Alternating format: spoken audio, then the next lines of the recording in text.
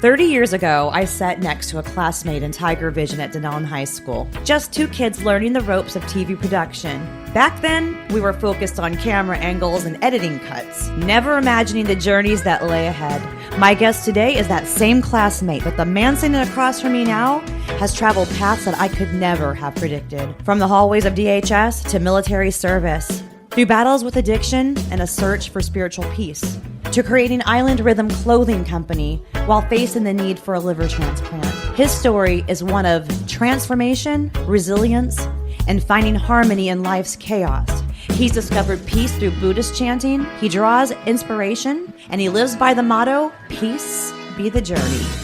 And as a treat, me, your host Jess, Cut and Loose Chronicles podcast brings you this wonderful episode of remarkability and motivation. Listen to this. Ladies and gentlemen, Mr. Shane Scott. Welcome, Shane. Hello, how you doing? I'm good. So, remember DHS? Remember when we were in David Aiken's Tiger Vision class? Yeah, it was crazy. I was just at Universal Studios last week with my two daughters. One lives here, one lives in Utah. And we're walking past Mel's Diner. I was like, I filmed a movie there. What movie? Do you remember? I talked to Alice Champo about it, or Alice Champo Kennedy about it. And we were talking about, it was like we won a contest for a documentary that we had done, myself and Joey Hans. And we got invited to go film at Universal. Bill Decker was there. I remember there was a contest. Yeah. That's right. Back in the day, there was a contest. I didn't get to be a part of that. But you guys did that. You guys did really well with it, didn't you? Yeah, we got down, and I don't know where it placed at the end because we were competing against schools like Dr. Phillips that had like millions of dollars of budget. And we had you could go to Walmart and buy the video cameras and stuff we were using. But it was a fun experience, and I thought that's what I was going to do. I was going to get into production. But instead, I went up in an airplane ride with my dad and decided I wanted to fly helicopters. So I went into the military. Okay. But I want to tell the listeners, though, that back when we did the Tiger Vision, the high school television production class, they offered this kind of like a contest, that you could go and you could film little like commercials and things like that. And they teamed us up into groups, and then we competed against other schools. And you guys did very well. What was the name of your show that you did? Burning Inferno or something like that. It was about firefighters. Do you still have it? Can you still watch it if you wanted to? I think Alice Kennedy has it. Alice Kennedy does not like me, but Joey Hans, that's a blast from the past, So I wonder if one of them has it. We can air that, We could actually show that on our YouTube. That would be so funny. Okay. Yeah, next time I talk to Joey, I'll ask him. Okay. And maybe Alice does maybe who cares? So anyway, moving on. So we got through high school. We graduated in class of 92. And then you decided you wanted to go into the military. Well, I was already in. Oh, ROTC? No, I went to basic training and medic school in between my junior and senior year of high school. Where was I? I mean, I know that we weren't like chums or nothing, but you were shy. You were shy. I was. You were very skinny and tall and shy. I'm not so skinny, and I'm not as tall anymore either. Don't say that. We're not that old. We're not shrinking yet. My God. Well, I've got a bunch of military jumps underneath my belt. Oh, yeah. Okay. So let's go from there. Army, I'm going to assume? Yeah. Okay. 82nd Airborne Division. Oh, where were you stationed? Fort Bragg. Okay, and North Carolina. And Sicily Drop Zone. But when I was at Sicily Drop Zone, or sometimes I was there, sometimes I was other places. Were you a paratrooper? Yes. Oh. I was a medic and a nurse. I was the only nurse at the time on jump status for about 4.5 years. How many jumps do you have under your belt? I don't remember. Guess. 35, 40 military jumps. Yummy. Couple hundred skydives. Yummy. How many years did you do? 12 total. That's a lot. Thank you for serving our country. Thanks. I got hurt on a jump. Okay. Is that what happened to your back? Hip. And then back, it was from carrying rucksacks and. Yeah, that'll shrink you. So what, you're not 5'11", anymore, you're like 5'9"? Well, I was 6'1.5". Now I'm just under 6 foot. And I fight to keep that 6 foot. Yeah. I'm like, yeah. it's not measure me, I stand up. Yeah, I always said I was 5'6" when I'm actually 5'4". Every inch you are, you can carry 10 extra pounds. So I said, I'm 5'6". That way I could justify my weight. I'm warped. So you did 12 years in the Army. Were you always stationed at Fort Bragg? No, I went to Fort Lewis and Fort Benning and Fort Sam, Houston, but most of my time was at Fort Bragg. Were you ever a Ranger? No. Okay. Yeah, I get out of bed in the morning, it sounds like a xylophone. Oh, man. Still? Yeah, I can't take ibuprofen or Tylenol anymore because of my health condition, my liver. Okay. So while you were in the military, when did you decide that 12 years was enough? I'm out. Right after the Iraq War started, the unit that I was in, when I left the 82nd, I left on a temporary profile. And then I left and went to the hospital unit. I'd never been in a hospital unit before. Went to the hospital unit. It was like getting out of the Army, coming from the 82nd Airborne. And then they were getting ready to deploy to Iraq. I think it was like 2004, 2005. I'm trying to remember. But they did what's called a fitness for duty because I was on profile. And that doc was like, dude, you can barely walk. You're not going over there. I was like, so that was it. So you never had to deploy? I did before the wars. I did some deployments before the wars, but nothing. Are you able to talk about it? Can you say where you went? I can, but it doesn't matter. It does. I want to know. The listeners want to know. I did some time in the Balkans, and I was just when we did the surge into Kosovo in 98, 99, right at that time frame when it was like I really wanted to stay home and watch the news because Bill Clinton and Monica Lewinsky was everything to me. Oh, really? It was like, what's going to happen tonight? Right. I don't know, man. World's nuts, man. It's all good for Clinton. Anytime something bad happens, good for Bill Clinton, just get people off his ass. Stop thinking about me. Good. Kids got shot. Good. Good. People not thinking about me. Ooh, tornadoes. Good. Oh, people ain't thinking about me. Clinton damn near got impeached for what? Lied about a blowjob so his wife wouldn't find out. Is that against the law? Do you need the Supreme Court for that one? You could have took that one to the People's Court. Gosh. Things have changed so drastically since then. So drastically. So you got out and when did you learn that you had an illness? Yeah, so I quit drinking a few years ago. One day I was actually having a party for my dog, Oliver. It was his birthday. I do that every year. That's cool. Yeah, and so I had a party for his birthday, and everybody was at the house, made a big meal, made a brisket and everything like that. And you made a brisket for your dog? Mm-hmm. He gets a brisket? Yeah. Okay. I don't know, are you still like friends with Shannon Colbert? Yeah, well, she's my daughter's aunt.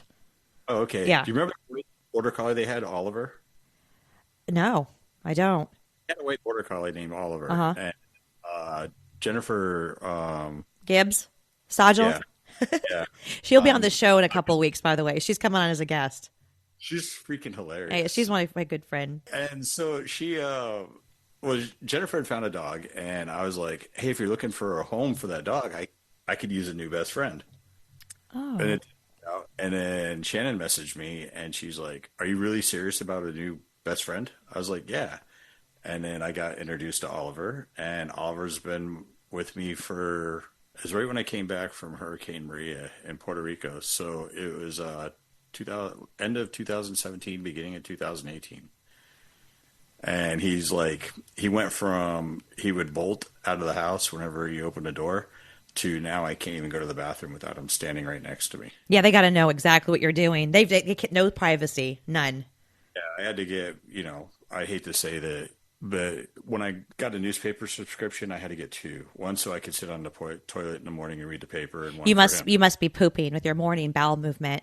Yeah, I'm pretty regular. Kidding, I don't read the newspaper on the toilet. Oh, okay, you're kidding. I'm an American. I read my phone. Do you know that they say that cell phones have like a certain percentage of fecal matter on them because of everyone who reads their phones while on the toilet? It's really crazy how addicted to cell phones we are. And we blame the millennials for, oh, they don't have an attention span. Well, they've had a cell phone since they could walk. Only if we allowed it. And also, if you don't have a cover on your toothbrush and you flush the toilet, fecal matter can get in your toothbrush bristles. So watch out. What's the square footage on the bathroom on that? Oh, pretty regular sized bathroom. I'd say a 12 by 12? Okay, because my bathroom now is almost half the size of my old apartment. Then you probably need to get a toothbrush cover. Okay. And the millennials, we are the latchkey generation, and we are so responsible for the millennials. Do you know that? We are. I sat down and to this day, even both my daughters went to dinner with me last week. And the first thing I did was put your cell phones in your pockets, turn them off. We are not doing this. We are going to sit down and talk. Good. And both of them were like, you haven't changed, Dad. They'll appreciate it later, because you installing that's great because they're going to be aware of that with their own children. Hopefully. Yeah. And they both decided they don't want kids. Well, my youngest daughter has a congenital disease that she doesn't want to pass that on. And then my oldest daughter has something going on and she can't have kids. And so. Sorry, it's terrible. Oh, that's fine. I got grandpuppies out the yin yang. Why did Oliver, was he a stud? No. So my youngest daughter lives right down the street from me. She has two service dogs. Because if you have a service dog, you're supposed to have one that's working and one that's resting so you don't overwork the dogs. I understand. I have two service dogs too, Moose and Malou. Yeah, it's funny because Valkyrie, her husky. Oh, that's a good name. A complete lunatic. Runs around the house, tries to get Oliver to play, and her other dog, Aylin, is kind of standoffish and stuff. But Valkyrie's all over the house. If I'm doing something, she has to be right there doing it with me, helping me put furniture together. Or I was in the garage working, and she had to be in the garage watching me work. But the minute you put that vest on her, completely different dog. We took her to dinner, and no one even knew she was underneath the table. That's really good. Mine aren't really service dogs. I'm one of those losers who want to take them places, so I fake it. But I did pay. I paid $275 for each dog to be service dogs. But they are no service dogs. They are embarrassing. I don't even bother to even exercise the service dog privileges. I don't even do that. Yeah, no, it's insane. So Olivia can fly with it, but the dog is really good. So Valkyrie is trained to pick up her heart rate because my youngest daughter has Ehlers-Danlos syndrome, and it's hard to get diagnosed with it because there's so many other disease factors to go with it and some issues to go with it. But one of them is posture orthopedic tachycardia. So Olivia will just be standing there and her heart rate will shoot to 130, 140. The dog will pick up on it before her smartwatch does. Wow. And we'll nudge her, go sit down. See, that's legit. And that makes me feel like a real asshole because I am one of those fakes. And I'm what gives it a bad name. You know what I mean? Not really, because it's like I can't get sick. That's the thing, because I'm getting the calls every day for livers. And it's like Amazon Prime Day, though. I think they ran out of them. Oh, let's go to that. Okay, so you had the sickness. You got out of the military. You were drinking quite a bit. I don't want to be Barbara Walters here, but I'm going to let you take over on what you want us to know. Yeah, so I got out of the military. I didn't really drink that much when I got out. I think I got out in 2005. And everything was going, I was in school, flying helicopters, working on my bachelor's degree, working two jobs at the same time. So I really didn't have time to drink or anything like that. But on my days off, I'd have a few beers, or I'd go skiing with my buddies, and we'd have a few beers up on the mountain, or go climbing and have a few beers when we're done and stuff like that. But then in 2012 was a pretty traumatic year for me. So my first marriage had basically fell apart. And she was moving out. My grandma, who lived in Ocala, who I used to spend the weekends with, that's why you guys never saw me in high school, because I was always in Ocala visiting my girlfriend. She passed away, and then my dad had a massive heart attack, all within 3 days of each other. And that kind of threw me in a spiral, and it triggered all this stuff from the military that like PTSD stuff. Like I saw my best friend get decapitated on a jump. Oh, And Lord. triggered all that emotion that I'd just been stuffing away. And I'm not ashamed to admit I climbed into a bottle for probably about 8 years. And then just one day I was just sick of it and quit drinking. Like I said, I was having a birthday party for my dog and I made it rum and Coke. And for me, it was mostly rum, a splash of Coke. Okay. Big old Publix 32-ounce service tumblers. That was hitting it pretty hard. And it was getting out of control. And I was just like, I don't like feeling like this anymore. So I just stopped. I just poured it out and that was it. Done. And then about a year and a half later, I got back into competitive cycling and stuff like that. And I was training for a master's competition up in Georgia. Okay, let me stop you there. So you poured out your drink at that time, and then you said, that's it, I'm done. And you didn't touch another drop for a year? One time in Belize, Belize is like my favorite place in the world. I went to Belize, and there's no non-alcoholic stuff there. I was there with some buddies. We're like, my friend Carl and I were there, and we were hanging out, and it was just, we'd go out, go fishing, go scuba diving, or do whatever during the day, or go over to Keokuk or have lunch and hang out in San Pedro. And we'd take the boats over, but then it's all like rum punches and rum drinks and beers and Jameson. And so you're on vacation. You're on vacation. And so I drank that week, and that was probably the last time. And then I just came back, got right back into my routine or anything like that. I never really went through like a program or anything like that. I just decided I was done one day. So I get there and I'm training and I'm doing all that stuff. It was like March of last year. I was training and I wasn't losing weight. I was actually gaining weight, and I noticed that my ankle started swelling and my stomach started swelling and everything like that. And I'd been sick with a virus in January. I'm not sure what it was, but I just come back from St. Croix for a weekend. And what year was that? 2024. And I started training in March. That March, started training. I started training in February. I was riding. Everything was going good. And then I decided, I was like, well, I want to do a liver cleanse, a liver detox and all that stuff. Because I knew that, there was damage. And I'd been on ibuprofen for 25, 30 years, 3 times a day at that point. So I wanted to and I was aches and pains all the time. And at this time, did you have any doctor's visits? Was that just what you thought that was going on? I had one in January, and he was like, your liver enzymes are a little bit up. You need to be careful. And of course they were like, well, it's drinking. I'm like, well, I don't drink anymore. I haven't drank in a while. They were like, okay, but my bilirubin was up too. And that can be contributed to, I have a thing called Gilbert syndrome, which is you just have a naturally high bilirubin. It's a little bit elevated. So I've always been darker skinned. I've always had a darker complexion and stuff like that. So I just want to be clear on what Gilbert syndrome is. It's a benign genetic condition where the liver has a mild enzyme deficiency, but it's otherwise structurally normal and it functions well. The liver tissue itself is healthy. It just processes bilirubin slightly less efficiently. By the way, another name for bilirubin is jaundice. So how it differs from cirrhosis is a severe liver damage where the healthy liver tissue is replaced by scar tissue, significantly impairing liver function. It's typically caused by chronic conditions like hepatitis or alcohol abuse, fatty liver disease, or other toxic exposures over time. Gilbert syndrome is present from birth due to genetics and remains stable throughout life. Cirrhosis develops over years of liver damage and typically worsens progressively. I just wanted everyone to know the difference. So we were watching it, and in March I got sick, and I gained, I think, 21, 22 pounds in less than a week and a half, 2 weeks.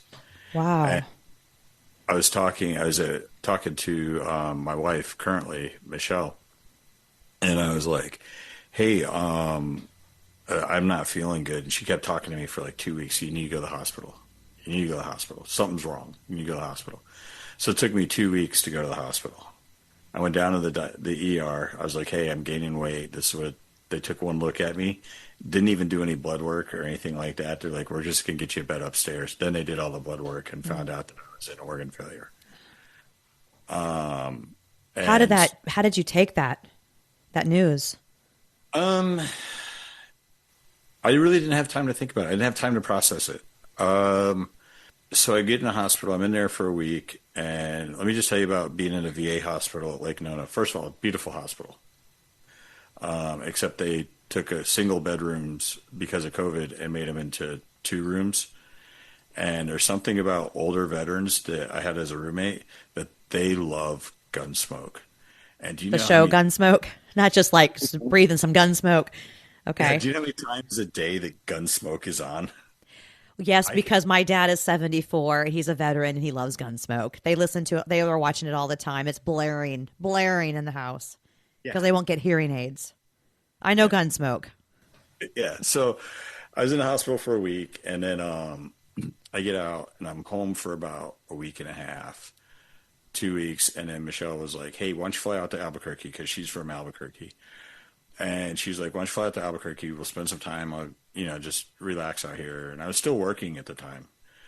But I worked from home. I could work for anywhere I wanted to. So I went out to her place in Albuquerque. And she shot a video of me, and I didn't know it at the time, where I could barely eat. She must have been really, really just going crazy because she counts 2 in this. She was probably just tore up. I worry more about how she takes news we get from the doctor these days than how I take it. Well, you sound like a very loved man. You've got Michelle and you've got your 2 daughters. I'm sure you're surrounded by females. Yeah, and my mom. Are they nurturers? Well, it depends. Like the thing about Universal is I had to promise my youngest daughter that I would buy her a trip to Europe, because to see this band that she wants to see that you can't get tickets for, it sells out in like 30 minutes. What's the name of the band? Sleep Token. Are they Jamaican? No, it's both my daughters listen to heavy metal. I don't understand. All right. Well, I like heavy metal too, by the way. I love music, period. But I've do never too. heard of them. Yeah, it's like 5 albums they have out, and it's a concept, and each album builds off the next album. So I understand it, and I listen to it, and I understand the concept of what they're doing, and I actually appreciate it, and I think it's great music. But yeah, so Michelle thinks I'm dying, and I fly back, and no big deal. And then I go back to Belize for a week, and May 1st, I go back to Belize for a week, but I forgot my medication. I forgot my diuretics. I forgot Men. Okay. The story is that how that happened is I didn't pack. Men. But I went up to St. Augustine and I saw Matisyahu in concert. Who? Matisyahu. God bless you. Yeah, I know, right? But he has that song Someday, and he's a great reggae artist. And so we went up and saw him. Well, sing the song, a little bit of it. That song Someday, I can't. You don't want me to sing. Yeah, dude, just give me a song. Give me the melody. One day will be no more war. We won't fight no more. Someday, that song. I know that song. That's great. And you sing it way better. Not really. But I'm better at guitar every now and then, but I'm not even good at guitar. I play the kazoo, but Three Blind Mice on a recorder from 5th grade. Okay, I need that. I want that. I want all the videos you can give me. Okay, I want the Mel's Diner reenactment this movie you guys made. I want all that stuff. Yeah, that movie was crazy, but yeah. So and then so you didn't pack. Go from there. Yeah, so I didn't pack, and I get back to my house. We get home at 2:00 in the morning. I got to leave at 3 to be at the airport in Orlando. So I just go home and I just throw just a bunch of stuff in a backpack. Some Aloha shorts, some board shorts, and a banana hammock. No, you're on the beach, so you're wearing board shorts. What do you? Or a banana hammock. My boyfriend wears them. Yeah, a pair of I had a pair of my Hey Dudes. I think I brought my going to meeting Hey Dudes. So so my nicer Hey Dudes. So I packed those. I packed some flip flops and went down and completely forgot like a toothbrush, medication, and then I didn't have a beard at the time, so you didn't need your beard oil. You didn't have a beard at the time. No. I just shaved mine this morning. It looks good. You can't tell. Thank you. I got a good razor. When I do shave, I use the old school razors, like the old 1940s like safety razors. Oh, okay. That's neat. I thought you were mean like the Bics that are the one blades that just tear you up. Like, how do you get through that beard in your face with that little Bic? By the way, listeners, he's got a massive beard. But yeah, so I get down there and I ended up getting sick while I was down there. I come back. First thing I do is I get to the airport. I know I'm sick. I get to Orlando, and I drive home. I had to see Oliver. I hadn't seen him in a week. So I go play with Oliver, and then I'm just like feeling like crap. I go down to Orlando to Lake Nona. They admit me again. And at this point, they're like, you're not getting better. We're going to start recommending you to be evaluated for a transplant. And that's when it started to get real. And I was like, okay, well, what do I need to do? And I didn't hear anything from like April until, gosh, I think it was June or July. I think it was it was July because I was in the hospital again. They put me on a new medication. It really dehydrated me. And then I had an episode of what's called hepatic encephalopathy where like I didn't even know my name. I kept repeating sentences. And the thing was I drove to Walmart that day. Right. And everyone was trying to piece together my day, but I don't remember it. So you went from April until July knowing that you're going on the liver transplant list and you didn't hear anything from anybody? Right, at the VA. So I put in to go get reevaluated at Mayo in Jacksonville. And then, so once I did that, then as soon as I got appointments set up and everything at Mayo, then the VA started calling me and they're like, hey, we need you to do this, this, and this. Well, I didn't know that all the testing I had done at the VA did not transfer to Mayo, so I had to redo all the testing at Mayo. Jeez. And so I did all that. I went through it, and then they were all like, yeah, this is as good as you're going to get. And I was given, in July of last year, I was given a year to live. Okay. And unless you get a liver, right? Right. And so I was like, it didn't really even hit then. It wasn't until November where like shit basically got real for me. I went up to Richmond, Virginia. I called a doctor's appointment, but it was like 3 days of appointments to do my liver transplant evaluation. Because if I go through the VA, I'm getting transplanted at Virginia Commonwealth University Hospital. And they'll call me and they'll send a private plane for me. And I told them I don't fly in anything that's a turboprop. I need a Citation 10 or a Boeing business jet or something like that. I'm bougie. I get it. I'm impressed, actually. Yeah. What? So you are, so you've traveled a lot for this. You went to Jacksonville, you went to Virginia, but before Jacksonville, you were in Utah? No, I just went to New Mexico to see my. Oh yeah, Albuquerque. Yeah, we weren't even like, and then we had gotten so. Anyway, my wife and I have been friends for like years. And then we didn't like really pursue a relationship until last year, and then I got sick. And it's like, welcome to the family. That's tough. That's tough. And so, but she's been a champ. I think she's a lot of the reason why I'm getting the care that I'm getting. It's because she's a nurse as well. Why did I sense that? Okay. You're in good hands then. She's going to make sure that you do all these things. Well, yeah, and she's also a doctor of Oriental medicine, and she does acupuncture and like all this stuff. So you've been blessed. Yeah, very, very, very much so. And so I go up in November. I just go for a doctor's appointment, and I saw my my transplant surgeon up on video, and we talked to him. And this is the first time meeting him in person. He goes, "Look, man, you had your labs done this morning." I was like, "Yeah." He goes, "I'm sorry." I was like, "What do you mean?" He goes, "It's just first meeting." He goes, "But I have to admit you." Oh. I was like, "What?" He goes, "Your labs are off." He's like, I have to. My sodium was really low. My potassium is really high. And so I was like, okay. So I go to they walk me down to the ER, and I had like my suitcase and everything. I hadn't even gone to the hotel yet. And then, so we're sitting in the ER waiting room. I was like, they're just going to admit me to the floor. Do you want to go back to the hotel and get rested, get us checked in, and get our stuff put away? And she's like, yeah, sure. Well, she goes to the hotel and does all that stuff. And And I don't know exactly what happened, but I remember just not feeling, something didn't feel right. I got the IV in me and they gave me some medication to bring my potassium down, which happened to be insulin. And it was a huge dose of insulin for me. So I started crashing. I remember feeling just hot and I couldn't remember how to use the call bell on the thing. But I also knew, being a nurse for 30 years, that if you rip the call bell out of the wall, it called.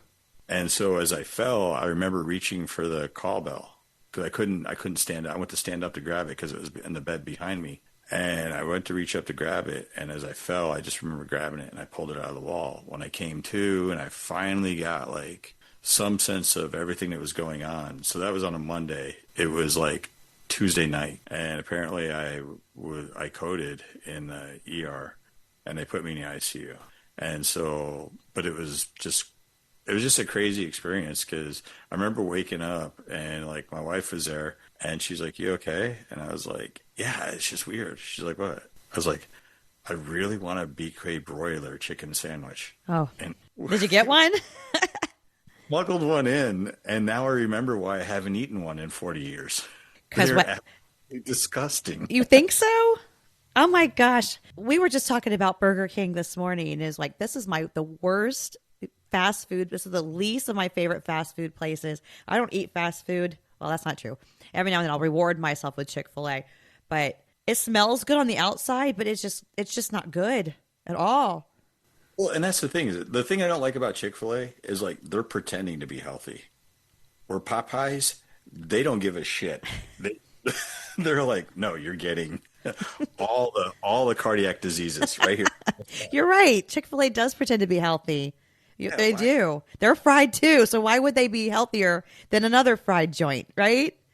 Yeah. And so it was just like one of those deals. Just And because they have coleslaw? I mean, come on. but yeah, I got the BK broiler, and then they were like, "Okay, we can't have anything to eat or drink." And I was like, "Okay." So they sent me all these chicken broths and Jello and stuff like that. And I just looked at my wife. She's like, "What are you doing?" I was like, "There's gonna be a package at the hotel when you get home tonight." And she's like, "What?" I ordered Cholula, Oh, I would be silly. What's Cholula? the hot sauce. Oh gosh, you're gonna light yourself up. She's like, "What?" I was like, "Bring the hot sauce in." Cholula's got the Mexican girl on the front, right? Cha cha. Yeah, that's the one. Yeah, Okay. Tapatio. I don't do anything hot. Nothing. Oh, you would not like my jerk sauce then. I make a homemade jerk sauce. I don't know. That sounded kind of dirty. I don't know if I should like your jerk sauce. Might not edit that out. Might not edit that out. But yeah, no. So it was just a crazy experience, but then they were like, "Well, we're going to try to get you a liver, but you have this lesion on your liver from your last MRI that we have to rule out cancer first because my cancer markers are up." But you don't have cancer as far as you know, right? No, and the markers they're looking at can be caused by either liver disease but they saw a lesion and it's gotten smaller. And actually, I think I have an MRI on Monday and to see if it's gone away. But they listed me. I'm listed now. But it's just, and I was like, okay, no big deal. And they're like, they were trying to get me a liver that week. But then there's a score that you get. It's called a MELD score.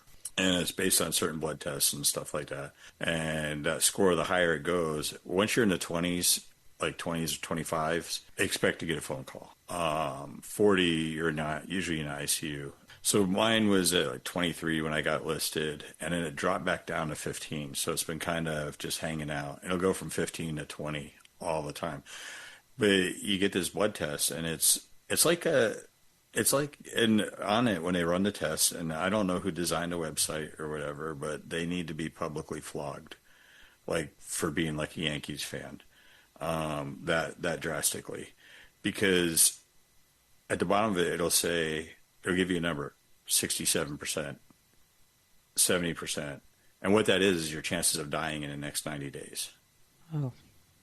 And so you get that like once a month, once every 2 weeks, once every 3 months, once every 2.5. It just depends on the schedule that you're on. And so you get that number. And I just got that last 2 weeks ago, and it was a 24.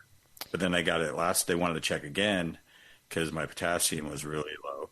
And so they wanted to check it again, did it again, and it dropped down to 15 again. So I know that if there is a liver for you that comes in, you have to be completely healthy you got to check all the boxes or they won't do the transplant. you can't have a cold, you can't have anything, you can't have any symptoms of COVID and stuff like that. They'll offer you a COVID liver. They'll ask you, this liver may have COVID. Do you want it? I would take a COVID liver. If I would you take a COVID liver?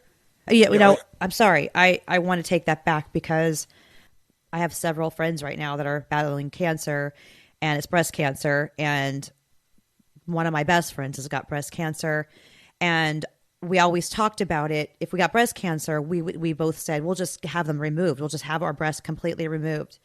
And she opted not to have. So she gets cancer. She opted not to have her breast removed, and it was like, well, we always said we'd do that, but the difference is I don't have it and she does. So I don't know what I would do actually in that situation. So it can be like really, it's really kind of traumatic in a way to hear the news, but I deal with it through humor. Like, I learned that in my spirituality, because, we've talked about it in the past, I'm a Buddhist. And so there's no good or bad situations. It's just how I choose to react to them. That's the situation. I am in control of how the situation is perceived. And so they give you all this news and stuff, and it was just like they come up and they saw me in ICU and they're like, "How you doing?" I was like, "Well, I've had better weeks." And where's the pants I was wearing in the ER? They're like, "What?" I was like, "The pants." They're like, "What do you mean?" I was like, "Throw those bastards away. I am never wearing pants again." And that's the last time I ever wore pants. Because they almost killed me. Pants are bad juju. What are you wearing right now? Just shorts. A kilt? Nah, I wish. I don't know if I have the figure for a kilt. I think you have well, I haven't seen you in years, but I've seen all builds of men in a kilt. Look at Braveheart, the movie. All those Scots, they're all wearing some kilts. Some are hefty men, some are thin men. I think you can pull off a kilt. I don't know, but I don't. Are you wearing hammer pants? No, because No. that would fall in the pants category. I'm so skinny now that I'd probably fit into one leg of the hammer pants. Are you skinny? Well, not as skinny as I used to be. I'm not like 140, 150 pounds. I joined the military at 6'1" at 145 pounds. And for a while I got up to like 215. Oh. But it was 250. Yeah. It was like 215 and I was working out like. Did they ever diagnose you with a fatty liver? No, I went straight to cirrhosis. Okay. So you were a heavy drinker from 2012. So about 2020. And then you had, from 2020, you didn't drink until 2024 when you got diagnosed, right? Yeah, about that. So you had 4 years for your liver to heal. Did you have any symptoms from 2020 to 2024 until you started having some severe symptoms and finding out that you had cirrhosis of the liver? Not that I noticed. Because I'd go out and have drinks every now and then with friends and stuff, and living in a beach town, if I go see a band, I'd have drinks there and stuff like that. So to say I was absolutely sober at that point, I wasn't drinking at home. But then I was going out 4 or 5 times a week, because when you live in Daytona Beach and you're single, you go out. The reason I'm really asking this question is because did they say that your cirrhosis of the liver was contributed to your heavy alcohol use? There's a lot of things that could have contributed to it, but the easiest thing to go to is heavy alcohol use. But then liver disease, my uncle, who's never touched a drop of alcohol in his life, is dealing with the same thing, and he has fatty liver. It's hard to say, but the easiest for me is to say, well, because a lot of medical practitioners these days do not like to do research. They're not scientists like they used to be. They're just like, well, if it's in this category, so we're just going to do this. And so it's just easier to say it was alcohol. And ibuprofen, 800 milligrams of ibuprofen 3 times a day for That's years. scary because, I take a lot of ibuprofen here and there. That's just really scary. I just want to recap on something you said earlier. You said your dad had a massive heart attack. I just want to know, did your dad survive the heart attack? He did for about 8 months. Oh, okay. So you had a lot of loss. And I went back to Florida. I came back that weekend. So, like I said, that was Thursday, my grandmother died. My ex-wife, on the day that my grandmother died, I just texted her and I was like, "Hey, I know you want to bring people over to move furniture out of the house. Can I just have today? You can do whatever you want. On Friday, I'll go up in the mountains, and I have a friend of a cabin up in the Wasatch Mountains. I'll go up there for the weekend. You can do whatever you want. I just don't care. I just need today." And then I'm kind of glad she said, "No, I'm moving today." Because I would have been in the mountains. I would have gotten a call that my dad had his heart attack on that Saturday. So that Saturday he had his heart attack, and that afternoon I was on a plane. Gosh, everything happens for a reason. I know 2 Right. weeks ago you had a call that they had a liver for you, and Yep. you were prepared to go get the liver. Tell me about that day. So usually it happens in the middle of the night. It's usually, and the 3 offers that I've had were cardiac events. And so they get them there, and they call you and say, "Hey, this person didn't survive the heart attack, but they're waiting to see what the family wants to do, and what they're going to keep him on life support to see if he does rebound or do whatever." But there's only a certain time frame within that they can do what's called procurement. If you say harvest, that's an old school antiquated term. It's now procurement. And they have to get it done in a certain amount of time, and then once they get the organ out of the other person, then they have to see that it's viable. And so they do that, and then one wasn't viable. One, the family, the hospital protocol and stuff like that crossed that threshold of timeline from brain death until the procurement started. It wouldn't have been viable. And then the other one, they got it out of the other person, and they just said it looked deformed. It wouldn't be a functional liver by the time So it's kind of to me, that's the most stressful time. When you got that news, what happened? You're mentally prepared. Your wife was mentally prepared. Your family. How did that make you feel when you heard that news? God, maybe I am Barbara Walters. Jeez. It was tough. Because it really was. Because it's like, I automatically went back to, I was given a year to live in July. I'm running out of July, and I am getting some more symptoms. But I guess I'm masking them pretty well. And so, but I still, I started my business and stuff like that. So like this weekend, I was balls to the wall all weekend. And then yesterday I paid for it. Okay, so, well, let's move on to that business, okay? Yeah. So the business is called The Island Rhythm, and I am a customer of The Island Rhythm, and I want everyone to go on to the website, www.theislandrhythm.com, and check out all the wonderful apparel, which are hand-drawn by Mr. Shane Scott. Island Rhythm isn't just clothing, it's culture you can wear. Founded by a veteran artist who channels island vibes into every design.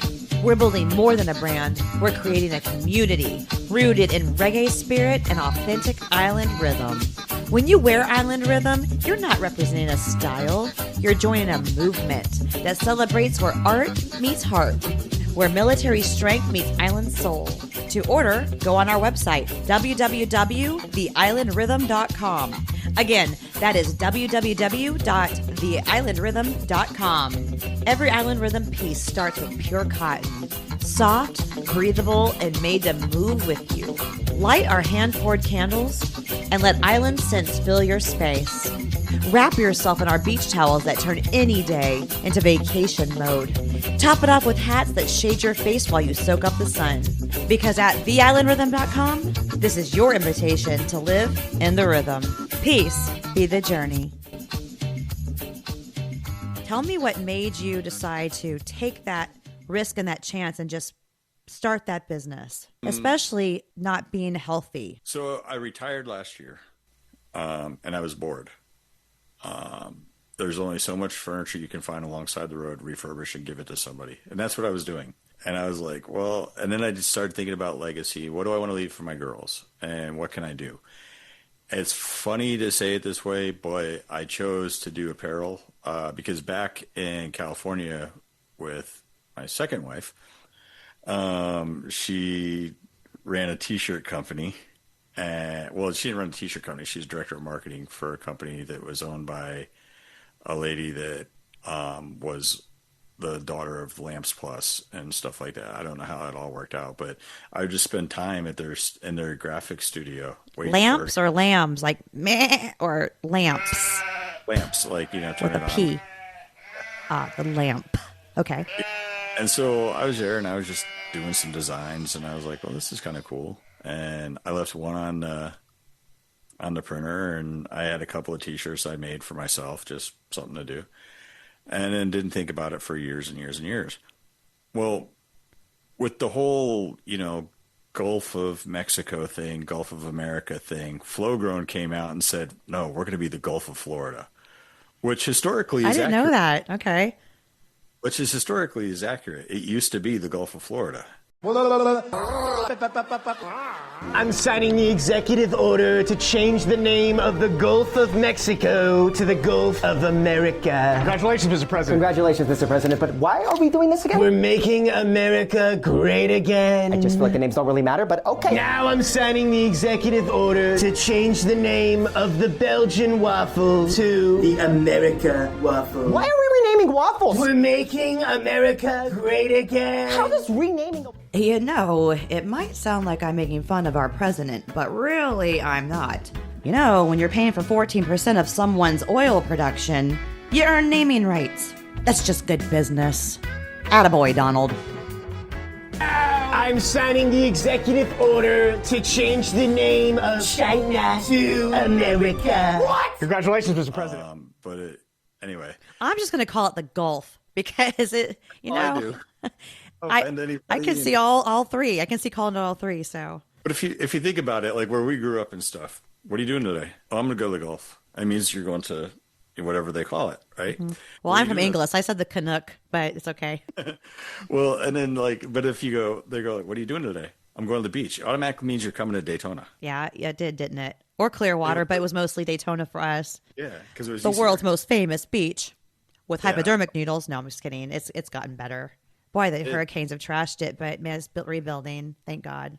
Yeah, I was on it the other day, and parts of it you have to have a 4-wheel drive to drive on. But yeah, no, so they had this T-shirt that said Gulf of Florida, and I was like, I can do that. So what started out, and I bought the T-shirt just to piss off my buddy, who he's all like, Gulf of America, Gulf of America. And I'm just like, just to screw with him, because that's what I do. If I'm bored, I'll find something or somebody to screw with. Do you not get into politics? I do, and you'll actually see it in my designs. I think I know, but I haven't figured it out fully.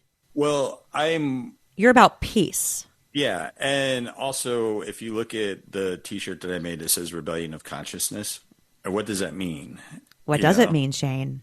For me, the rebellion of consciousness means that you are aware, that you become consciously aware how you do and how you live affects the people around. You also want to strive for unity. So you want to be either way, like you may believe one thing politically and I believe another thing politically, but we have to find common ground. And that's the problem with politics today is we are so afraid to talk to each other. I agree. We ended the conversation 5 years ago or 6 years ago, and that's just it.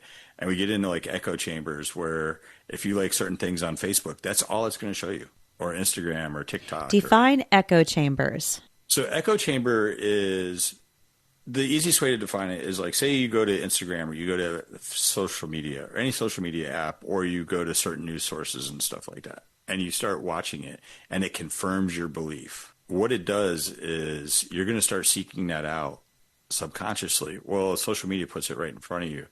The news apps that you trust and the news stuff because everything's an app these days. No one ever watches the nightly news anymore.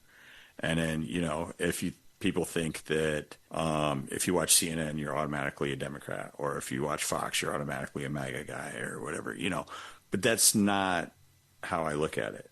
I look for stuff that challenges my belief system because I don't want to be comfortable in my beliefs.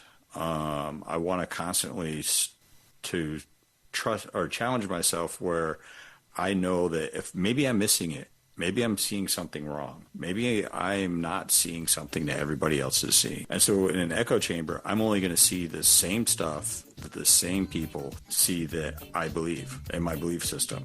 And you have to get out of that. You gotta be your own person. You gotta have to think for yourself, have your own mind, your own opinion, do your own research.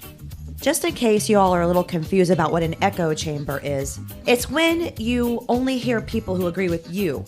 It's like if all your friends and your news and your social media only tell you things that make you nod and say, exactly. Think of it like this. If you only eat at one restaurant, you'll think that that's what all food tastes like. If you only talk to people who think exactly like you do, you'll think that's what everyone thinks. I personally like to challenge myself as well. I don't want to be in an echo chamber. The problem isn't having strong beliefs. It's ever hearing from people who might make you think, I never thought of it that way. Listen, even if you don't change your mind, at least you understand why other people think differently. We can be united. We can. Sometimes you just gotta swallow your pride and listen. And at the end of the day, you still think the same way, which normally I do. At least you tried. Get out of that echo chamber. Don't let social media put you in that algorithm. You have a brain too. Don't forget that. Right, and that's where part of the concept of rebellion of consciousness came from, is be aware, but be proactive and be, for that. And then my slogan is peace be the journey, because we all deserve to live in a world where we do seek peace. We do. And what that is for everybody is different. My idea of a peaceful life might be different than your idea of a peaceful life, but I have to see what your peaceful life is and recognize it and accept it. I will say that one of the biggest travesties that's happened in this last couple of years, and I don't know how people feel about it, and please tell me your opinion because I want to hear it, the destruction of DEI programs. Like the first female fighter pilot is no longer listed in the Air Force Academy in their books. Jackie Robinson is no longer listed in West Point as having served in the military. Why do you think this? I don't know.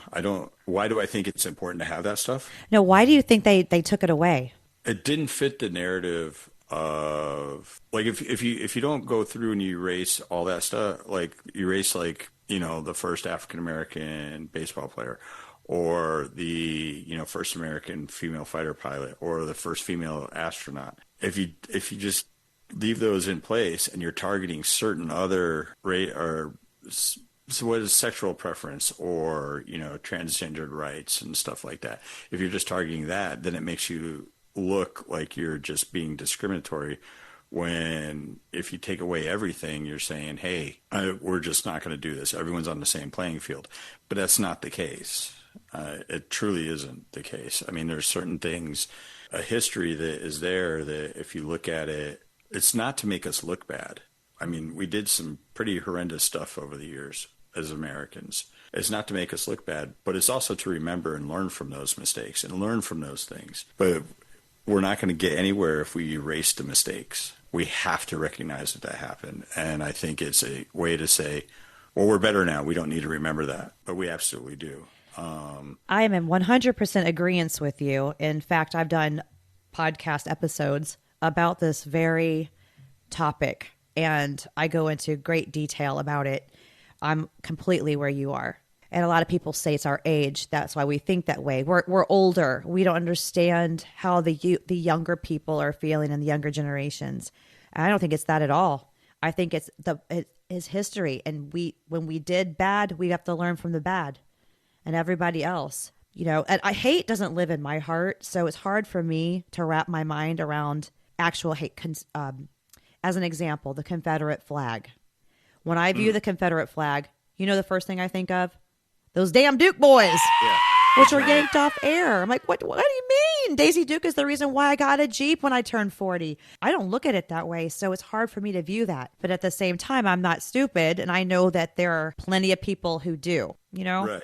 There's certain patriotic symbols that have been used by, like hate groups, like the Don't Tread on Me flag. That was a Navy flag or something like that back in the day, wasn't it? And I think it was something like that. And now it's being used for, I can't remember what movement it was, but it's used by a hate group. And people may be mad at me for saying that, but we have to recognize that that's what's happening in the true intent of it.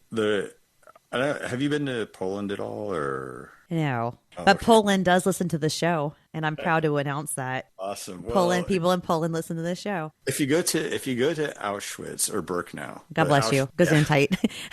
That's my oldest joke. Oh yeah, it's great. It's a great experience because you go into Auschwitz itself and you walk through and there's a gate in there. It said in German. And it says "Work will set you free," but I can't speak German. I don't speak German. I wish I did, but I don't. But as you go through in the parking lot before you cross those gates, everybody's laughing and joking and everything like that. But once they cross through those gates, it's very solemn, very, and you walk in and over one of the crematoriums, there's a sign that says, "Those who do not remember history are bound to repeat it." I agree. And that's always struck with me. Always. I saw it back I spent some time in Slovakia. I actually built a church over there with some people, and I'm not even a Christian, but I went over just because it was a cool way to get to Europe. Okay. You're not a Christian at all? Not even a little bit? Well, I have a spirituality about me. I believe in the Bible. Because the Rastafarian side of me as well believes in the Bible, but I just believe in a different interpretation of the Bible. Define Rastafarian. So Rastafarian, if you look at it, they are more focused on the Book of Revelations and the Old Testament of the Bible. So meaning the actual Book of Revelations. Okay. Yeah, and so like the end times. Yeah, and what it is in the line of Judah is sacred in a lot of religious contexts and stuff like that. Different religions celebrate it in different ways. But the Rastafarian movement came about when Jamaica was still colonized by the British. And then as the British left, there became a power vacuum and all these oppressors and all this stuff, what they call them down pressers, would come in. And Marcus Garvey started the Rastafarian movement. And if you break the word down, Ras is actually chief. So, and the sense of unity and stuff like that, the Rastafarian community has really touched on like unity and heritage and pride and then that's where reggae music came from. I like reggae music. I like it. Yeah, it started out as ska. Have you ever heard Bob? Yeah, Bob Marley. His first track that he recorded with the Wailers was a track called "Simmer Down" in 1960. I love Bob Marley, by the way, and I love the Wailers. And the reason I really love the Wailers is because the Island Rhythm commercial will be on my show, which I'm going to air on this episode. And when I was researching some music that I wanted to do for the background, I was like, ooh, the Wailers, I like them a lot. But I really like Peter Tosh, too. Well, that's the thing is Peter Tosh was very militant in his lyrics. So Bob Marley and the Wailers. So when they signed over with Island Records in 71 or 72, Peter Tosh and Bunny Wailer had left. And then Bob Marley, that's where it became Bob Marley and the Wailers. But it was just kind of like the Wailers. But Peter Tosh was the more militant side of the Wailers. So legalize it. Yeah. Well, get up, stand up. Don't criticize it. Yeah, I know. Great song. That's like a lot of that. And do you think it should be legalized? I personally don't smoke. Well, I can't now, but I have smoked a few times. Once with Snoop Dogg, and then. Oh my God! Let's hear it. Tell the story. Where have you been? I was in Salt Lake City again. Second ex-wife was working for Overstock.com. She was their director of social media, and that's when Snoop Dogg was Snoop Lion. Snoop Lion.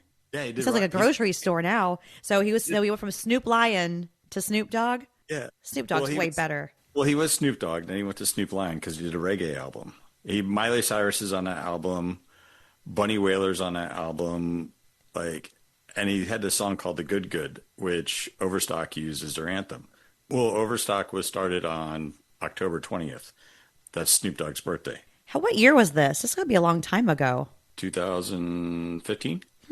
Didn't Snoop break out like in the early 90s? Yeah, and he did it. Then he switched to reggae for a little bit. I did not know that. I'll bet it's good. I don't want to criticize Snoop, but don't criticize him. That would be awful. What do you mean? I got to look it up. I'm going to listen to this. Holy cow. So I'm at this concert and we're just hanging out and I'm just like, whatever. I'm waiting for the show to start and I kind of just wandered around backstage doing whatever. And I didn't really meet him then because he didn't fly until right before the show. But when he did, Patrick Byrne, the CEO of Overstock, came in and was like, I didn't realize you were so intelligent.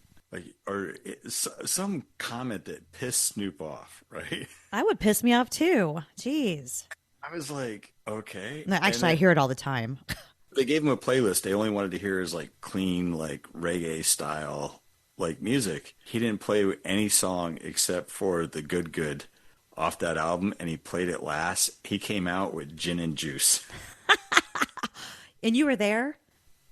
I was at the concert, and so I'm standing there, and I was just laughing because I knew the conversation and how it went. And he came out, and he did like, and he just came out. He's like, represent, and he came out and just did Gin and Juice. So after the That's concert, a good damn tune. yeah, and then after the concert, they're doing like photos with Snoop Dogg, and like all the VPs and all the execs and stuff from Overstock are there, and I'm standing in line like, hey, I'll just get a photo op with Snoop, one photo, and I can't find them now, but I ended up with like 15 photos of me and Snoop, like just you could tell by the end of the pictures, I was high as shit because I was standing in line and he could see me, and they were playing Beastie Boys, and I was like spitting like every lyric to the Beastie Boys. Oh, yeah. Give me something. Give me something. What do you mean? Spit something at me. Well, Spit it's it. My favorite Beastie Boys song. I rock a house party like an aluminum bat. That one. Okay, yeah. Oh, rumpa. The cool thing about Yauk, huge into Tibetan freedom causes. Is his last name Cousteau? I'm Yauk not sure. Cousteau? Oh yeah. Yeah, he discovered this little country named Tibet, and he had T-shirts. He discovered Tibet? Well, yeah, back in the day. So he had T-shirts to advertise it, and it said on the front it said "Free Tibet." And on the back it said "With purchase of one Tibet at regular price." I love the Snoop story. My gosh. He just kept me there, and we were just smoking out, and I left, and I was like, I looked at my wife at the time, and we were walking down the street to where the car was parked about 3 blocks away, and I was like, I can't feel my feet. Oh, man. And she's like, really? I was like, yeah. I said, I missed an opportunity. And she's like, what? I was like, I should have gotten Willie Nelson's phone number. Oh, my former podcast was about marijuana, and I don't smoke either. I think it's funny. I love to hear the stories. I'm completely a supporter of it, but I'm a wine drinker, but I learned a lot about marijuana doing the show. I met a lot of people doing the show of all different walks of life, and sick people, just people are just downright stoners who just loved it. People just did gummies, but nothing else. We had a medical marijuana doctor. I don't do gummies. I don't do gummies at all. No gummies. Because there's no off switch. Like, you're smoking a joint, you can be, or a bong, you can be like, okay, I'm getting a little high. Oh, I gotcha. Like, once that gummy's in, it's fully locked and loaded, and you're taking it wherever it goes. And I'm going to tell you right now, I'm not telling you I've never tried a gummy, and it knocked me on my keister. It was so bad. And I said, I'm never, ever doing that again. I thought I was going to die from laughing. I thought I was going to laugh myself to death, but I was very creative at the same time. I remember looking at Dana, and I was sitting across the farm table from him on my back lanai, and we were talking, and I had a tiny little piece of a gummy, and all of a sudden, Dana's face turned into Matt Damon, and then he went back to Dana again, and then his face went into like Christian Slater, and I went, holy shit, oh my God, and then it went back, and then he turned into Don King. Wait, no, I'm sorry, Larry King. He wasn't Larry Don. He was Larry King with the suspenders. Yeah, Don King would have been a little much. Have you ever seen the old clips of Larry King where he had his nighttime radio show before he became like his Larry King Live or whatever? I think I have. Where he like was falling asleep during the show. Was it because he's so old, or was he just past his just bedtime? But I came up with some really great ideas because I want to be a stand-up comedian one day. I want to do open mic night, and I come up with some good material. What do you got? Oh God, I knew you were going to say that. I like putting you on. I'm putting you on the spot. You listen when you have your podcast finally, you have me come on the show, and I'll give you some jokes. It can't be any worse than the running joke that my wife and I have going now. Let's hear it. So Florida man versus New Mexico man, and so we compare. I was like, we throw alligators, and you guys have like an artisanal Slurpee well at the 7-Eleven with all kinds of herbs and stuff Really? like that. Really? Like, what is wrong with you? But then last night I was talking about, because we were talking about the monkeys in Silver Springs, and they got rid of like 1,300 of them. Yeah, they did. And I don't know how they did it. I didn't want to ask. Oh, they're but still there. They're just not. They're just everywhere. They're just wild. Yeah, well, the tour guide on the, because I took my daughter over to Glass Bottom Boats and he was talking about it. And so, you ever know that saying, know your audience? Oh yeah, yeah. I every day. This is one of those things where I was not aware of my audience. So the tour guide, I got a little too comfortable on the boat and he's just talking and he was like, yeah, they got, they tried to pull 1,300 monkeys out of the swamp, out of the springs here. And I was like, well, why'd they do that? And I knew where I was going with it. Cause like I said, I get bored. I start screwing with people. Right. And so I was like, he was like, well, they were invasive and they were just taking over parts of the park they didn't want them in, and they were kind of destroying stuff that like natural habitat, Throwing poop at people. Yeah, and stuff like that. And I was like, so you mean like New Yorkers? Whole boat was from New York. Oh, nice. Oh my gosh. So what happened? Did they either laughed or you could hear a mouse fart? I mean, they laughed, but the minute the boat got back to the dock, I looked at my daughter and I was like, let's get out of here. I go now. Yeah. Yeah. And we beat it right to the car. Oh my God. Okay. So tell us about the Island Rhythm, where people can find it, what you offer, and tell us some background behind that. So the Island Rhythm, we just talked about Bob Marley, and I'm a huge Bob Marley fan. Everyone has the same, story of how they got into reggae through Bob Marley, and it's the Legend album. Well, I got given this box of cassette tapes by one of my mom's friends, and it was, typical Dunnellon, Florida, like mandatory listening playlist, ZZ Top, Dokken, Striper, like all that shit, right? But I pulled it in, and I'm very OCD about some things, and I'm rewinding all the cassette tapes so they all start on side A, track 1. And so I get this, and I see this Bob Marley tape there, and I put it in, and I rewind it, and I didn't even wait to rewind the rest of the tapes. I hit play on that, and from the first track of Could You Be Loved, that was it. I knew this is my vibe. This is my people.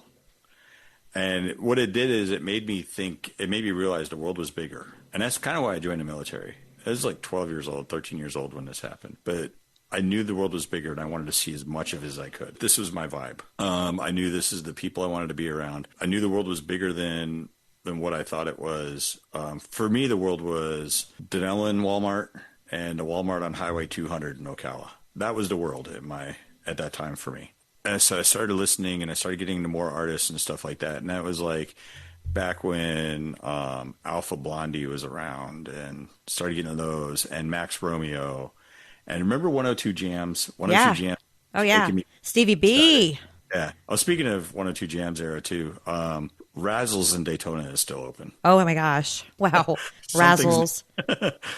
So when I did the Island Rhythm, I thought about what are the things that are important to me. Apparel. So I try to stay with all cotton apparel. And I come up with themes that I meditate on before I put the design together. And then one of the cool things about is every Sunday morning I listen to reggae and coffee. And I always have coffee. So I was like, well, what can I do with the coffee? And I found a company that when you place your order for the coffee, it is roasted and shipped the same day. So it's the freshest coffee you can get. So I had a cup of that coffee because I ordered the hazelnut, and I zung, zanged all day long at work today. And my stamp of approval's on that. So yes. But anyway, the Island Rhythm coffee, totally, you guys have got to get that. So it's roasted and shipped in the same day, huh? Yeah, so when you put in the order, it's a small batch roasted. So it may not, say you order it on a Tuesday, they may not roast that batch until Thursday. But the day that it's roasted, it's packaged and shipped to you. I have to say the pricing on it is really great too.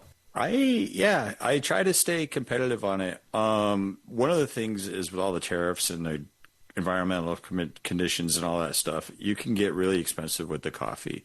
And for me, it's not about profit. It's about getting out there, and it's about relationships. I mean, think about how many times at work have you just sat around just drinking a cup of coffee and just talking to your coworkers and stuff like that. And that's the spirit of reggae really in itself, is the communication, the unity, the togetherness, a common theme that you can build off of. And so coffee is a great conversation starter. By the way, shalom. Shalom. Right? Nastasmi. What is that word? Namaste. Namaste. It depends on who you're saying it to. I'm saying it to you. Namaste. Okay. So yeah, that's namaste. And We're supposed to start meditating now, aren't we? Well, you can meditate anytime, any way you want to. Tell me about your meditation. Tell me about when you like chanting and meditation. So chanting I use for very special occasions. I use that for if I have a specific, if like my mind is like really crowded and I know that I'm not going to be able to be aware of my thoughts, I will chant. That's good for ADHD people, isn't it? Yeah, that the Omnion Nomini Prada, that one I sent you. Yes. I've got it confused in my head now. I've talked about so much stuff, but that one is good. I put that on at night when I can't sleep. And for listeners, we are bringing in the episode. So the music that you hear in the beginning is the Omnia Chata chanting. So yeah, and that's for serenity and peace. That's the chant for that. And then there's also wellness and stuff like that. And I've been doing that a little bit more lately. I have a friend of mine that is actually the guy I went to Blees with, and he just got sick. He's ventilated in Halifax Hospital, and so he's actually recovering a little bit, but it's gonna be a long road for him. So what happened to him? What's wrong with him? Just got a cold, got sick, and then all of a sudden it took over his lungs. It looked almost like COVID. When I was my last couple of years as a nurse, I worked in the ICU for COVID, and that's what killed me off. And I just went to a desk job after that. So with meditation, everyone thinks you have to be able to clear your mind and sit for 20 minutes, and you have to have a focus on what you're doing, right? Not at all. There's times I'll be meditating and just be aware of your thoughts. That's all it is. Just be aware. It could be 5 minutes. It could be 10 minutes. It could be 15 minutes. Whatever you do, just be aware. And what happens is sometimes in that awareness, you're like, I really want a pizza. And just be aware, though, that you want a pizza. So what you're saying is if I start meditating, I'm going to get bigger thighs? Well, it depends on if you follow up on your desire for a pizza at that moment. Mine would be donuts. Have you heard of the egg, where you go into the egg and you enclose yourself into the egg? You tell what your ailments are. Like, I suffer from anxiety. I'm going through the loss of a loved one. Whatever it may be, and you go into the egg. They select the music for you that is supposed to help you, your mind, kind of like think about or focus in on what that is so you can have your alone time. You listen to certain music and you sit in there and you're forced. You can't do anything else. So you're in there for like 30 minutes and you're forced to just think. And the music is supposed to captivate like what it is that your problems are. So the music is designed for that. Have you heard of that? I've heard of that, and I've heard of sensory deprivation as well, too. And that lets your mind free flow because there's no distractions. In fact, like, it's funny you mentioned that, like free flow and calming and setting the environment and stuff like that. Right now, I have a huge, not huge, but it's about 4-foot Buddha meditating statue in my living room. It's in a cutout in the wall, and you light 2 candles around it. It's lit up, and then on the TV out there, my wife was like, we were talking, and she's like, we just need to bring calm to the house, and because my office is on one side of the house, hers is on the other side. Okay. But in the living room, we have the Buddha lit up today, and then we also have Tibetan singing bowls on. So your wife is also Buddhist? No, she was raised Lutheran. Oh, okay. How does she feel about it? How about Buddhism? Very open to it. She's actually she practices a lot of that stuff. She doesn't really go to Lutheran church anymore or anything like that. But in fact, Christmas, she's like, well, I thought about going. And I was like, well, I'll go with you. Because I do, I think any practice that if you're practicing spirituality, then you're getting out there and getting a community that thinks the way, there's good to echo chambers. There's bad to echo chambers. You know what I mean? And so you're getting into that space where it's a positive environment. Nobody's going to be a jerk at church. I mean, you go to church and be a jackass, then that's just, you're just going to be a jackass all the time. That's entertainment. My buddy was telling me one time he came down and visited a black church in down south over by Tarpon Springs, and he was like, and he's a black guy from Detroit, but he's like, I never ever saw anybody catch the spirit before. I'm like, what? And Dave was like, yeah, dude. I was like, I never have either, but what's it? And it's funny. He tells it way better than I do. But are they Pentecostal? Baptist. Okay. Oh, okay. Because I went to a Pentecostal church for a little while, and I enjoyed it. I'm not Pentecostal. I don't like stamp myself with any certain religion. I'm just a Christian. But so I can go to any church because I don't have to practice any religion, but I really enjoyed the energy in a Pentecostal church. And I was standing there, and all of a sudden, this tiny lady, she must have been 90. She was old school dressed with the hat, with the netting over her face, and just the whole suit, and she just all of a sudden got hit with the Holy Spirit, and she hurtled over the pews and went running, the whole church congregation, and she just started hurtling the pews. I thought, what the heck is this? It's like someone lit a firecracker in her butt and lit it, and she just went, pow. I couldn't believe what I was seeing. But she was hit with the Holy Spirit. And that's, if it grabs you, go for it. Well, there's some people, like even on TV, these news commentators, they'll say something and they'll be like, are you really believing your own bullshit right now? Really? Well, either way, both of them were seriously entertaining. It was like, wow. This is so exciting. I'd rather go here than a concert. I'd rather go here than a karaoke. No, I won't go as far as to say a karaoke bar because I love my karaoke. I meditate before karaoke, by the way. Yeah. No, I'm just joking. You do the best version of Love Shack that you could possibly do. Listen, I'm not doing Love Shack. That was my beginning work. Love Shack. He lives here. Really? Fred Schneider from the B-52s lives in Do you ever see him? Twice I ran into him at a record store. He's friends with the owners of a record store in DeLand. Neat. Speaking of which, if you want to catch Island Rhythm stuff. Yeah. Let's go back to Island Rhythm. August 8th and 9th. Mount Dora? Well, that's going to be in November. I've got to read cards today and see what my wife's going to read cards for me today and see, because there's Key West has a festival down there. What do you mean read cards? Tarot cards. Oh gosh, now you're gonna open up tarot cards. We're gonna have to do another show. There's more. Okay, you're into tarot cards too. I'm a pretty complex guy, Jess. Cool. Listen, you never mentioned tarot cards, all right? And really, that is a little taboo for me. However, it's like swingers, little taboo, but I want to hear the stories, right? But yeah, so the 8th and 9th, I'm going to be at the Hard Rock in Daytona. For Reggae at the Rock. What's the date? What date? August 8th and 9th. Okay. And then that's Reggae at the Rock. It's Cass Holloway is going to be there. Trees of Life are going to be there. You're going to have a booth? I'm going to have my pop-up store there. And then that's just for this month. And then August 22nd, I will be at Cafe Da Vinci in DeLand for James from Trees of Life. He's doing a solo show there, and I was talking to him this weekend. Great guy, by the way, and his great band, local. There's a huge local scene in Daytona, and even Ocala has a huge reggae scene. In closing, I want to ask you just a few more things. Tell me, your logo, is Peace Be the Journey. Yes. Tell me how you came up with Peace Be the Journey. You'll hear it in a lot of reggae songs about peace and journeys and stuff like that. And so a lot of people will, when you run into people in the reggae scene, will say, hey, man, peace be the journey. That kind of. And so that. And then you also hear in different Christian religions as well, peace be the journey.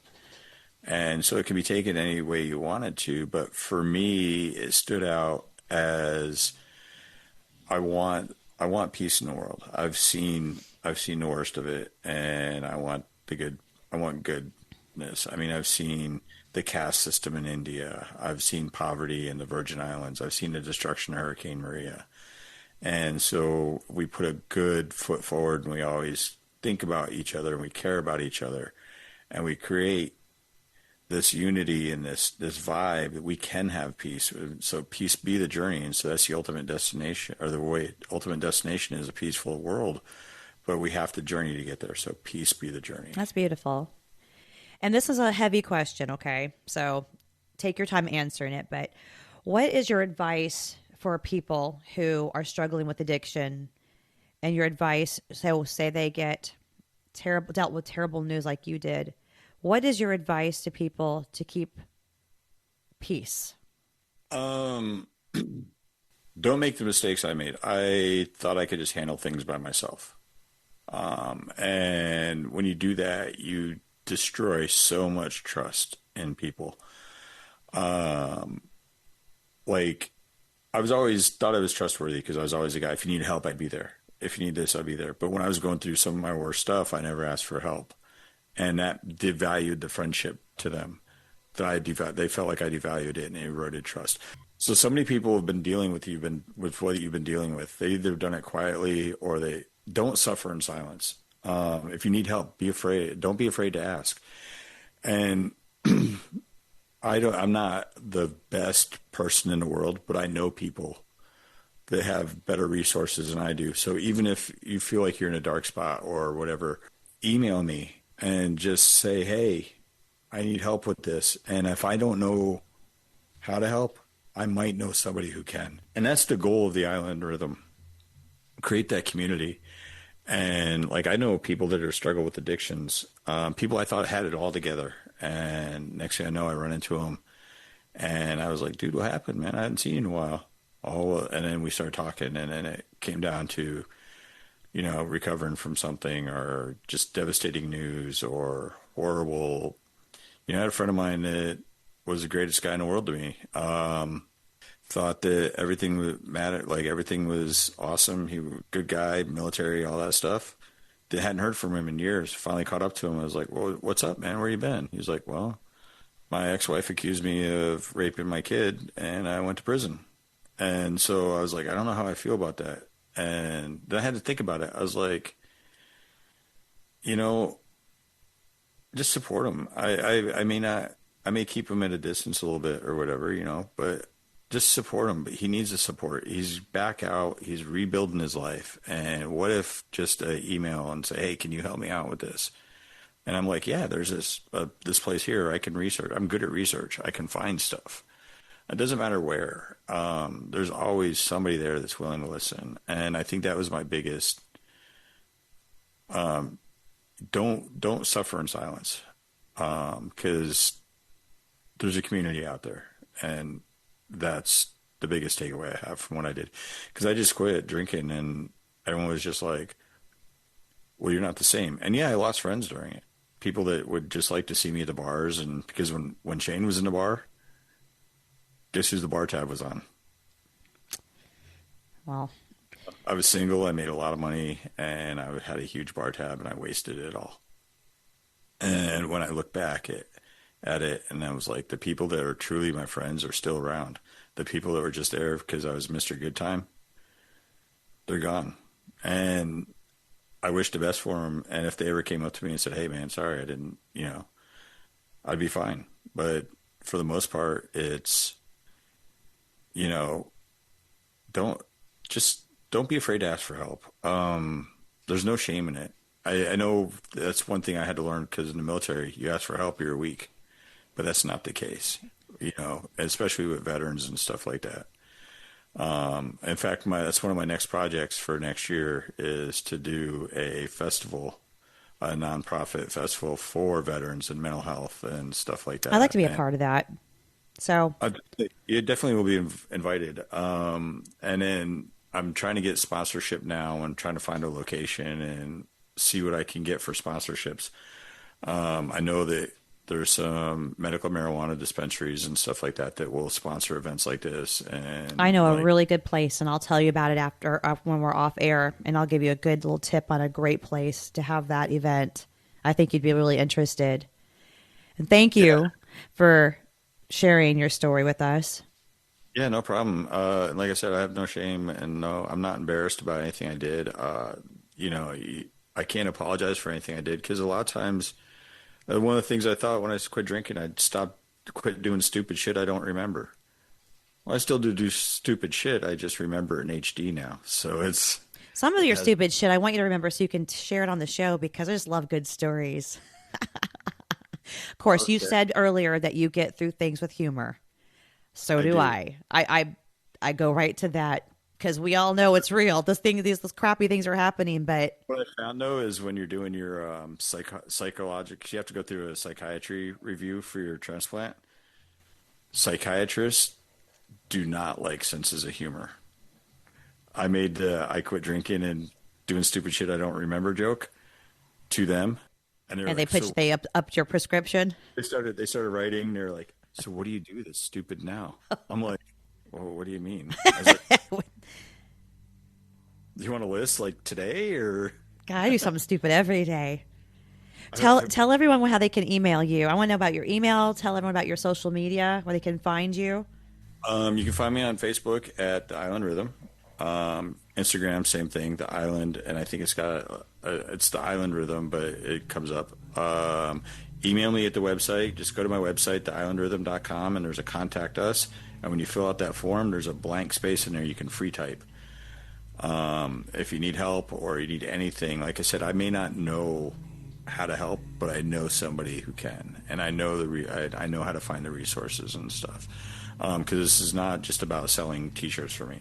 I'd like to sell T-shirts. Great Razorback tanks, ladies. Great Razorback tanks. Great board shorts for the guys. My boyfriend fills it out wonderfully. It really accentuates the crotch area. Get the board shorts. Well, there's also, I was told that the V-neck T-shirts are very important for the ladies too. Something about cleavage or something. I like the low plungings. So I don't think he's got the low plunging ones that requires apparel tape, but maybe that'll be on the list soon. I can look. I'm not sure. That's the other thing too. If anybody sees something like a design that's not on a type of shirt that they want. What's the word I'm looking for, Shane? They're authentic. They are authentic. Was definitely my energy put into them. I do use some pre-drawn stuff from other people, but I pay the licensing on them and stuff like that. That's why if you notice, you go to my site, there's no Bob Marley stuff on there whatsoever. As much as I would love to. I want you to draw a blonde woman with long blonde hair with a reggae hat and then a like flowers around her and it'll be in a bulldog. And that'll be for me. I'll see what I can do. I don't know. That's asking a lot. And she's got to have a pug thumb, okay?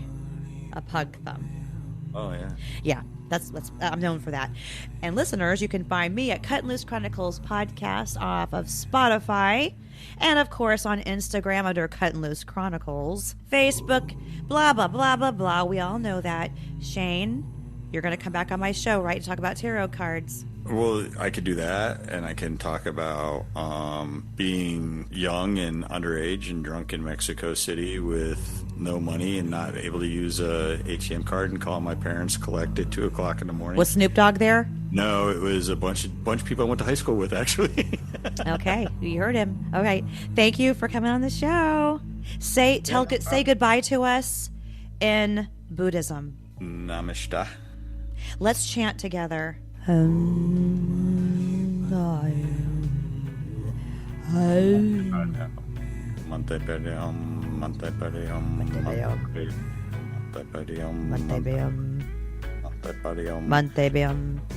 can say it slower too. You can start slower. Mante Pade Hom. Mante Pade Hom.